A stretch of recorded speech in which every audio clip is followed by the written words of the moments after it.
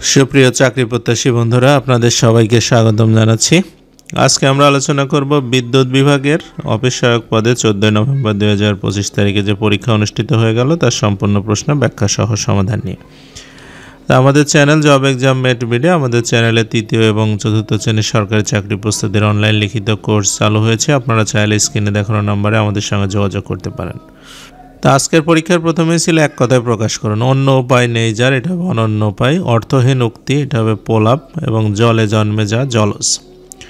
অর্থসহ বাক্য লিখুন। প্রথমে শিরে সংক্রান্তি। শিরে সংক্রান্তির অর্থ হচ্ছে আসন্ন বিপদ, সামনের ঋণে সব টাকা পরিশোধ করতে হবে, এই জন্য শিরে সংক্রান্তি। এরপরে ছিল কাঁচা ঢিলা, এটা মানে অসাবধানতা। কাঁচা ঢিলা অবস্থায় কোনো গুরুত্বপূর্ণ কাজ করা উচিত নয়।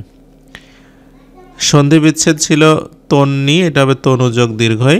ষোড়শ ষটযোগ 10 এবং সংবাদ, এটা হবে সমযোগবাদ। 4 নম্বর ছিল ট্রান্সলেট ইন্টু ইংলিশ। তোমার বাড়ি যাওয়াই ভালো, you had better go home. এবং 30 দিন 1 মাস, there are 30 days in a month, অথবা 30 ডেজ মেক আ মান্থ। আবার আমি তোমাকে ভাত খাওয়াবো, আই উইল ফিড ইউ অথবা আই উইল ট্রিট ইউ, যে কোনো একটা লিখলেই হবে। তারপরে হচ্ছে make sentence with the following idioms. প্রথমে ছিল রাউন্ড অ্যান্ড দ্য ক্লক, এটা অর্থ হচ্ছে সারাদিন।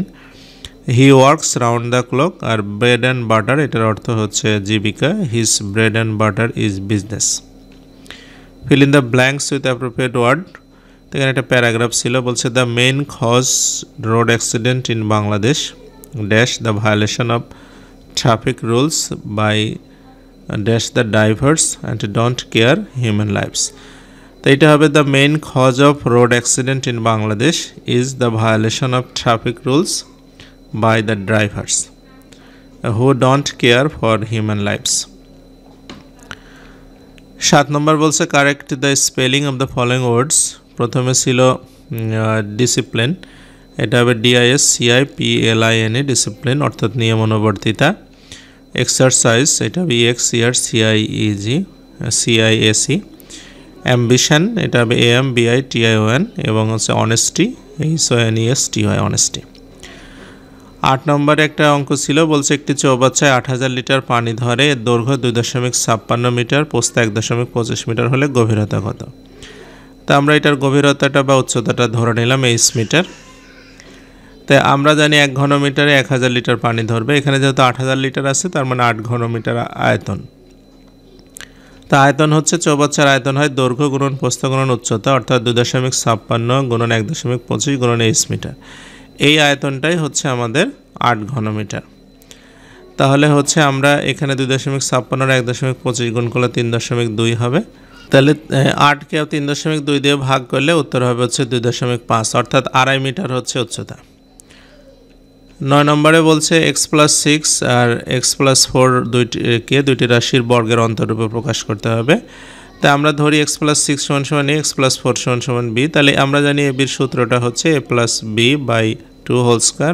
a-b/2²।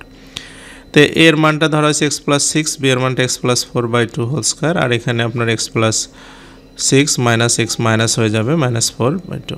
তাহলে এখানে হচ্ছে আপনার 2 কমন নিয়ে নিলে x+5 8/2, আর এখানে x কেটে গেলে 2/2। তাহলে 2 ক্যান্সেল হয়ে গেলে x+5² - 1²। এটাই হচ্ছে আমাদের মানে উত্তর। এরপরে 10 নম্বর বলছে সংজ্ঞা লিখুন সন্নিহিত কোণ। যদি কোনো তলে দুইটি কোণের একই শীর্ষবিন্দু হয় এবং কোণদ্বয় সাধারণ বাহুর বিপরীত পাশে অবস্থান করে, তখন তাকে সন্নিহিত কোণ বলে। ট্রাপিজিয়ামটা কি? ট্রাপিজিয়াম হচ্ছে যে চতুর্ভুজের একজোড়া সমান্তরাল বাহু থাকে এবং একজোড়া অসমান্তরাল বাহু থাকে তির্যক অবস্থায়, তাকে ট্রাপিজিয়াম বলে। তারপরে জ্যা হচ্ছে বৃত্তের পরিধির উপরে যে কোনো দুইটা বিন্দু সংযোগকারী সরলরেখাকে জ্যা বলে। এরপরে সাধারণ জ্ঞান ছিল, প্রথমে ছিল টাঙ্গুয়ার হাওর কোন জেলায়? সুনামগঞ্জ। জাতিসংঘের শরণার্থী বিষয়ক সংস্থার নাম কি? এটা হচ্ছে UNHCR, United Nations High Commissioner for refugees. বাংলাদেশের সবচেয়ে উষ্ণ স্থানের নাম কি? এটা হবে নাটোরের লালপুর। তারপরে এপিকালচার হচ্ছে মৌমাছি চাষ। কম্পিউটারে ব্রেন কাকে বলা হয়? মাইক্রোপ্রসেসরকে। বাংলাদেশের মুক্তিযুদ্ধে প্রথম শত্রুমুক্ত জেলা হচ্ছে যশোর। ডাই আইস কি? এটা হচ্ছে হিমায়িত কার্বন ডাই অক্সাইড। কেন্দ্রীয় শহীদ মিনারের স্থপতি কে? হামিদুর রহমান। আয়তন এশিয়ার সবচেয়ে ছোট দেশ কোনটি? মালদ্বীপ। এবং অগ্নিবীণা কাব্যগ্রন্থের রচয়িতা কে? কাজী নজরুল ইসলাম। তো এই ছিল আমাদের আজকের প্রশ্নের সমাধান। আমাদের চ্যানেলে স্বাস্থ্য সহকারী পদের অনলাইন কোর্সও চলছে, আপনারা চাইলে স্ক্রিনে দেখানো নম্বরে আমাদের সঙ্গে যোগাযোগ করতে পারেন। তো এতক্ষণ সাথে থাকার জন্য আপনাদের সবাইকে অসংখ্য ধন্যবাদ।